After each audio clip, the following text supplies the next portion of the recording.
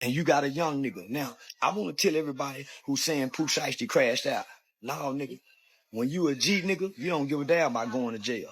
It's you pussy ass fraud niggas like Woody and Boosie and them who don't want to go to jail. When you really with the like them niggas is, you heard what his mama said. My whole family went. Oh, the whole Atlanta gotta go, bro. Whole Atlanta. Dropping a diss song to the robbery is wild. Dropping a diss song to the nigga who robbed you? Yo, forget everything I said. Remember I said Gucci ain't gonna make a statement? Nigga, this is a statement right here. Yo, this is a statement right here. If you look at it, his loyalty is going to be to his family before anything and anybody else. So in his brain, he probably felt like, baby, I'm not about to be on the label that crossed my family. I'm not about to be on this label after they did what they did to Big Scar, right?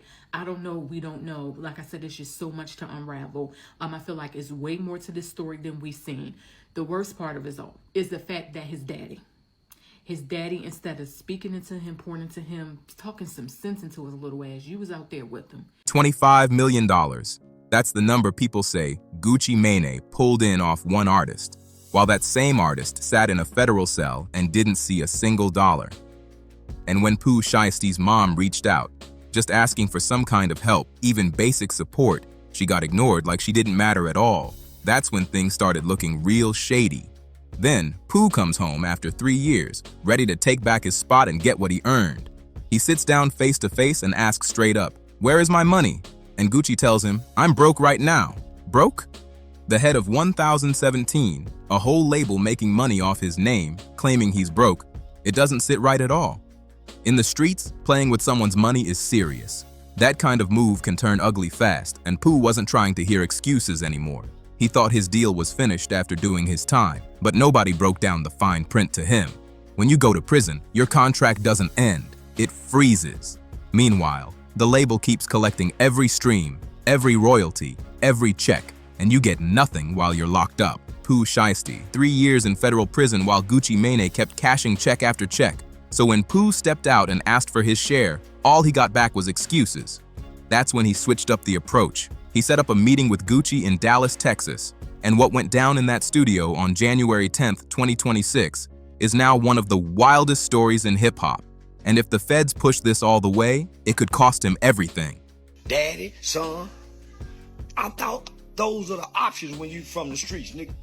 Jail or death. I thought that's all you get from the streets is jail or the graveyard. Why y'all trying to make it seem like you get to live long free? Why y'all trying to change the rules? There's no honor amongst thieves. That's number one. Get what you can get and get out. Be willing to die and go to jail. Don't seem like, I don't know how much money you got, nigga. Stay locked in, because this isn't just about one moment, it's about how the industry really works. Contracts that trap artists, money that disappears, and how someone can go from rising star to facing serious legal heat in just a few years. Pooh Shiesty wasn't just another name, he was one of Memphis' brightest talents. In a city known for legends, he had the sound, the image, and the momentum. When Gucci Mane reached out, it looked like a major win. But behind the music, things weren't matching the image. The collabs, the chains, the posts, that was just the surface. The real story was hidden in paperwork, money issues, and silence. And to understand how things got so tense, you have to go back to where it all started, not that Dallas studio. This story starts back in Memphis, 2019. Trell Williams Jr., better known as Pooh Shiesty, was just 20 years old with no big label behind him, no major connections, just hunger and something to prove. His father, Trell Williams Sr., known around Memphis as Mob Boss, had his own local label, so Pooh grew up around music. The studio life wasn't new, it was in his blood. He dropped Hell Night in 2019 with his close partner Big 30, then kept the pressure on with Shiesty Summer, Choppa Talk, and more. No shortcuts, just straight grind and consistency. Slowly but surely, people started paying attention. By early 2020, Gucci Mane noticed him. A major figure in trap and head of 1017 Records, Gucci didn't just show interest, he offered a full deal.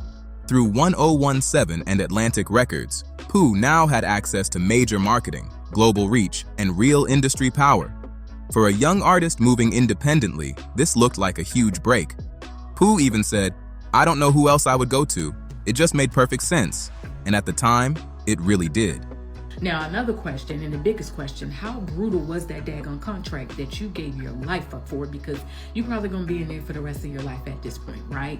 In addition to that, I honestly feel like when he sat in that jail cell, he contemplated and he meditated on doing exactly what he did, right?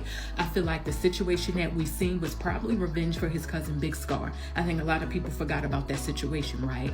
And I also feel like that is why he stole a jewelry, right? For souvenirs for the situation that happened with Big Scar with the chain and all that other stuff, right? Gucci had built stars before, so Pooh signed in April 2020 and dropped Still with him, even comparing their partnership to Shaq and Kareem on the track. He was happy, grateful, fully locked in. But here's what Pooh Shiesty didn't really understand when he signed that deal, and what a lot of young artists don't catch until it's way too late. That contract wasn't just about music. It was a business setup built to benefit 1-7 and Atlantic First. When you sign to a label like that, the boss, Gucci Mane in this case, gets his cut before anything reaches you. Studio time, promo, advances, all of that gets taken back from your earnings before you ever see a dollar. And the artist, usually stuck with just 15 to 20% after everything is sliced up. Let's make it clear, because this is where it gets serious. Deals like this aren't just about dropping songs, they're about ownership. The label owns your masters, meaning they control the music completely. You're basically handing over your work and hoping your small percentage adds up. And it gets worse. You don't even touch royalties until the label makes back every dollar they spend on you. The advance, paid back, videos, paid back, marketing, paid back. Every single cost comes out first, leaving you waiting while the money keeps flowing up top. Meanwhile, Gucci Mane wasn't just sitting back, he was collecting from every angle. On the master side alone, labels usually keep around 80% or more of the revenue. So every time Back in Blood made money, most of that cash was flowing straight to 1017. That's a huge cut. And people forget about touring. Before prison, Pooh Shiesty was reportedly making $30,000 to $50,000 per show at his peak. He was moving around the country, building momentum fast. But with a 360-style deal, the label can take a piece of everything: shows, merch, endorsements, all of it. When you stack it up, streams, sales, shows, merch, licensing, the money gets massive real quick. But here's the harsh reality. New artists under tight deals only see a small slice of that pie. That's why you hear about artists going platinum but still struggling financially. Pooh didn't have the leverage yet. He took the deal because the exposure mattered more at the time, but that choice ended up shaping years of his life. I mean, how much every major nigga we know that ran the mob got millions of dollars go crash out about the business. So I salute Pooh Shiesty, nigga. And he took his mug shot with a smile, nigga. And guess what? The feds ain't got no evidence on it, even though Gucci and them snitch. No video, no nothing. Gucci and them told, nigga. Cause the feds wouldn't know nothing. Why Gucci didn't keep it in the streets and get his goon squad and the rest of them? Pooh Shiesty and them did what a nigga's supposed to do when you claiming you from that life. He come out the feds talking that life, but he crashed out. No, nigga, it's only two roads to this. And he stand on the road. The rest of you niggas trying to do content and live forever. It don't work like that if you really from the streets. Then everything changed. November 6th, 2020. Back in Blood, featuring Lil Durk, dropped and exploded instantly. The track shot up to number 13 on the Billboard Hot 100 and went 5 times platinum. That's millions of units, millions of dollars moving around. But not all of it was landing in his pocket. Streaming might sound small at first. Artists earn just fractions of a cent per play. But when the numbers hit hundreds of millions, the money stacks up fast. Back in Blood alone pulled over 600 million streams on Spotify. And that's not even counting Apple Music, YouTube, and the rest. Estimates put that one track somewhere between $3 to $5 million in total streaming revenue. And it doesn't stop. It keeps generating money every single day. People hit play. And sitting right at the top of that money flow, 1,017 records. But that was just the start. In February 2021, Pooh dropped Shiesty Season. 17 tracks packed with big names like Lil Durk, Gucci Mane, 21 Savage, and more. It debuted at number 4 on the Billboard 200 with 62,000 units first week. That's major impact. Tracks like Neighbors, Guard Up, and SUVs kept the momentum going with gold and platinum success. Money was coming in from everywhere: streams, YouTube, radio, deals. At his peak, Pooh was reportedly bringing in over $1 million a year. But here's the twist. That's after cuts. Deals like this can leave the label taking 50 to 70% before the artist even touches their share, and that's before Atlantic even takes their distribution cut. When you really add everything up, streams, tours, merch, features, licensing, the money flowing through 1017 off Pooh Shiesty between 2020 and 2022 was massive. People close to the situation claim it went over $25 million tied to his music and image. That's a huge number. But this is where everything took a dark turn. October 2020, right as his career was blowing up, Pooh got caught up in a serious situation in Florida. Charges started stacking: armed robbery, assault, theft, and suddenly his rise got interrupted. Then, June 2021 hits. Another arrest, this time tied to a Miami incident. No bond, no way out. By early 2022, he pleaded guilty to federal charges. And by April, he was sentenced to over 5 years. He was only 22. And here's the part that really hits. The moment he went inside, his career paused. But the money didn't. No shows, no appearances, no new deals. But his music kept working non-stop. Back in Blood kept streaming. Shiesty Season kept selling. Radio, playlists, YouTube, all still generating money every single day. And all that revenue kept flowing through the system for years. While he sat locked away with no access to any of it, the system kept moving, the money kept coming in, and not a single dollar allegedly reached Pooh Shiesty or his family while he was locked up. Pooh Shiesty is as slimy as he say he is, and FDO was the soundtrack to Gucci Mane kidnapping and robbery. I don't give a damn what y'all say. That man wasn't rapping lyrics. He was rapping about his life, and he literally lived up to everything that he said in FDO. That man told you he was a snake. He told you that his father was his first Cody, and he said nobody is a slime, it's me, right? Now, here's the thing. Your mama told you, boy, your mama told you that they didn't give you a second chance, and you didn't even want to take it. But let me just say this. It is so much to unravel when it comes down to the situation. It is just layers on top of layers, right? There were rumors at one point in time, I don't know if they were true, about Yo Gotti wanting to sign him under a $15 million contract. Now, if that is true, I can see why he wanted to be out of that contract with Gucci Mane, right? That's not just talk. That's how the business is built. The masters keep earning no matter what, and the label that owns them collects everything. There's no pause on royalties, no rule that slows things down just because the artist is behind bars. The machine doesn't stop. It keeps running non-stop. And according to people close to the situation, that money kept flowing through 1017 for years without anything being sent back. Now it gets deeper than business. It gets personal. While Pooh was sitting in a federal cell, his family was still outside trying to hold everything together. His mother, Gladys Baines, known as Mama Shiesty, was handling life, taking care of family, and managing what she could while her son was gone. And reports say she reached out to Gucci Mane for help, not as a stranger, but as the mother of the artist whose music was still bringing in money every day. While songs kept streaming and checks kept landing, she was asking for support and allegedly got ignored. He protected them. He kept them humble. He kept them 100 and kept away from around some and pluckers. I prayed for them, man. My young nigga looks so good, man. My whole family here. Do you know how good that feels? It's hard to get people together. It's hard to get people together and be quiet. But if you play with me, they already know my own 100. Don't listen to these people, man. My own 100, I'm 200. That's why they be talking about me. Lying and deceit, going against me. I'm 200, 100 on a whole nother level, though. Now I switched up. I'll be 0. A viral post even claimed Gucci made over $25 million off Pooh's music during that time and didn't share anything with the family, not $1. While Pooh Shiesty sat in a cell, the money tied to his voice, his music, his work, allegedly kept flowing straight to Gucci Mane.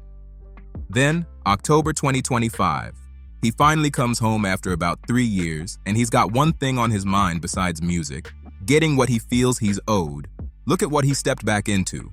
His comeback track, FDO, First Day Out, dropped just 2 months later and went straight to #1 on the Billboard Hot R&B/Hip Hop and Hot Rap charts. #1, he didn't lose anything. Fans were still locked in and the momentum was real. But here's the problem.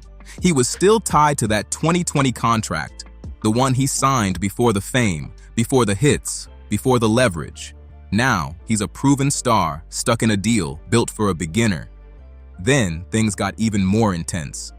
Early 2026, rumors start spreading that Yo Gotti and CMG wanted him. And CMG wasn't just any label. They had a strong roster, real structure, and better deal terms. Plus, there's history between Gotti and Gucci. So if Pooh made that switch, it wouldn't just be business. It would send a loud message. The money was there, the spotlight was there, even a way out was right in front of him. But he couldn't move. He was still tied to Gucci Mane, stuck in that 2020 deal like it had him locked in place. Think about it.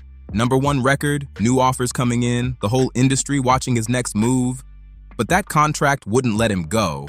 And on top of that, no clear answers about the money his music made while he was gone. So he did what anyone in that position would do. He asked questions. Pooh Shiesty reportedly went straight to Gucci Mane and asked, "Where is my money?"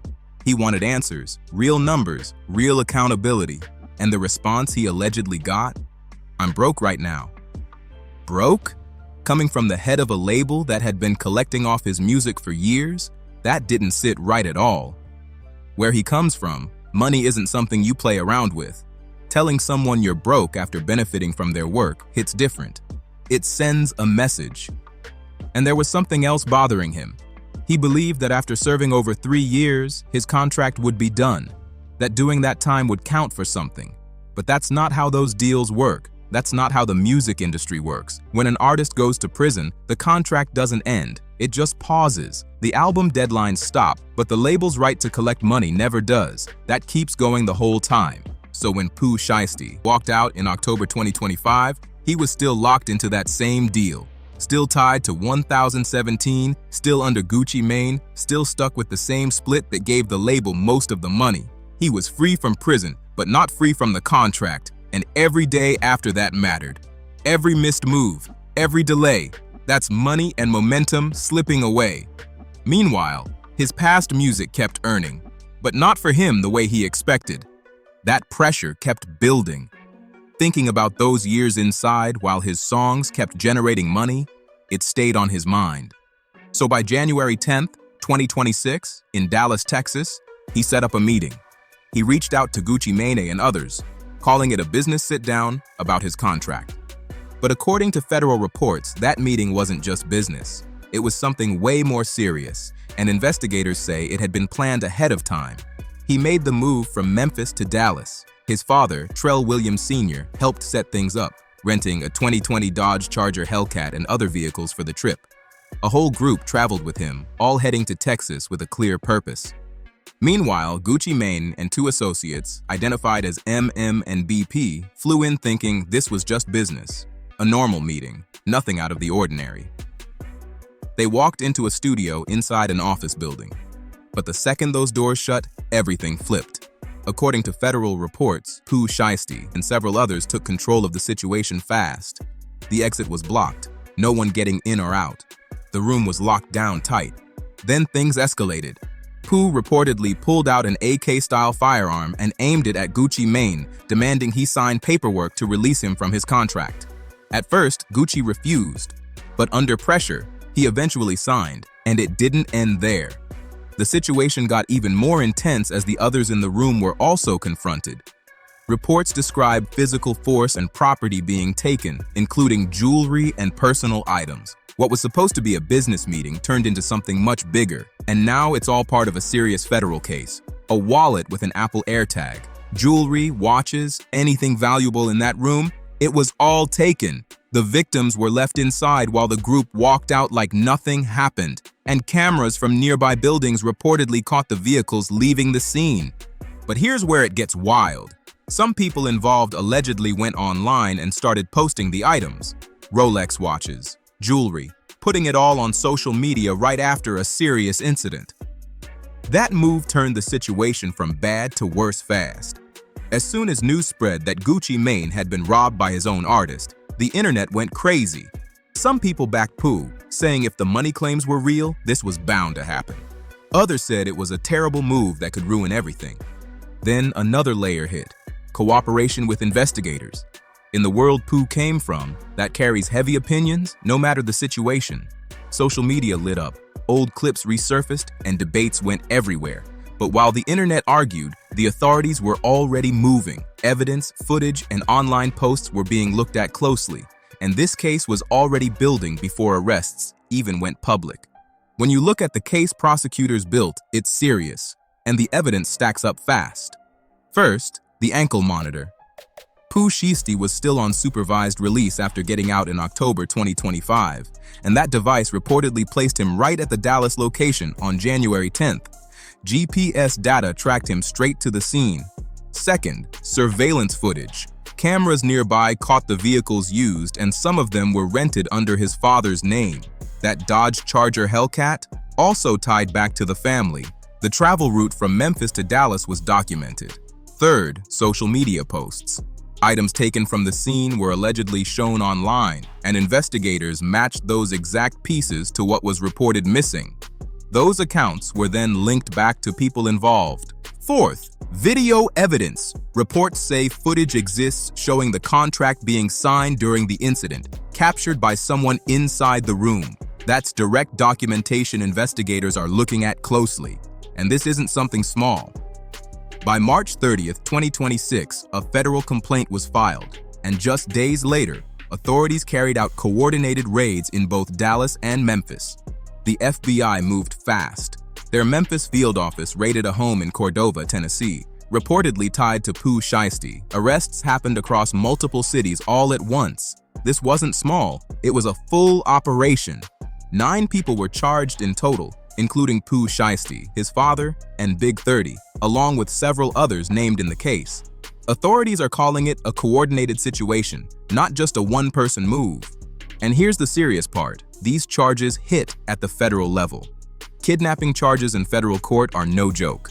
They carry extremely heavy penalties, including the possibility of life in prison if convicted. No easy way around that. That means everyone involved is facing major consequences. Close collaborators, family. This one situation put a whole circle at risk. Officials made it clear they're taking this seriously, warning that using threats or force in business situations will be prosecuted hard. Meanwhile, defense attorneys are pushing back, asking people not to jump to conclusions before everything plays out in court. But based on what's already public, the situation looks intense. It tells the story of someone who felt trapped in a deal, frustrated over money, and made a decision that could change everything. This situation goes way beyond just Pooh Shiesty and Gucci Mane. It shines a light on how the music industry really operates. What allegedly happened here is extreme, but the feeling behind it? That's not rare at all. The idea of being stuck in a deal, watching others profit off your work while you're left with little, that's something a lot of artists have spoken on. This just took things to a level nobody expected.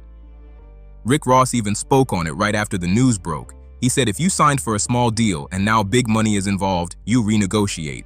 But you do it the right way. No mixing street problems with business decisions. And he's right about that. But he also pointed out something bigger.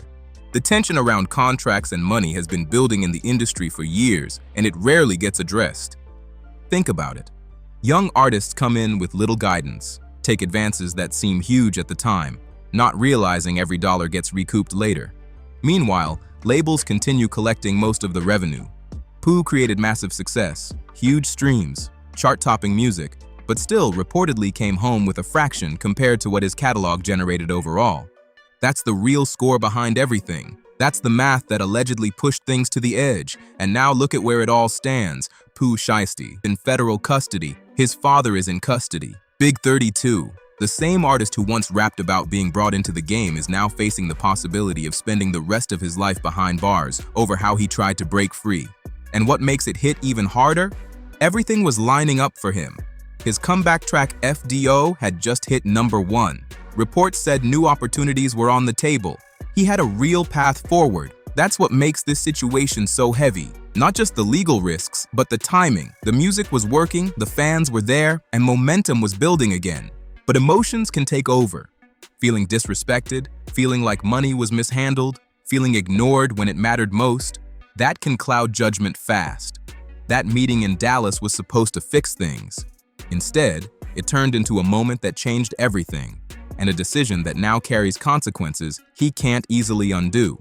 And for any artist watching this, take this as a serious warning. Before you sign anything, get a real lawyer who understands this business. Read every clause, every split, every rule about royalties and ownership, because this industry can smile in your face, call you family, hype you up in public, and still make sure the money flows everywhere but back to you. Pooh Shiesty learned that lesson the hardest way possible. He came home in October 2025, dropped FDO, and shot right back to #1.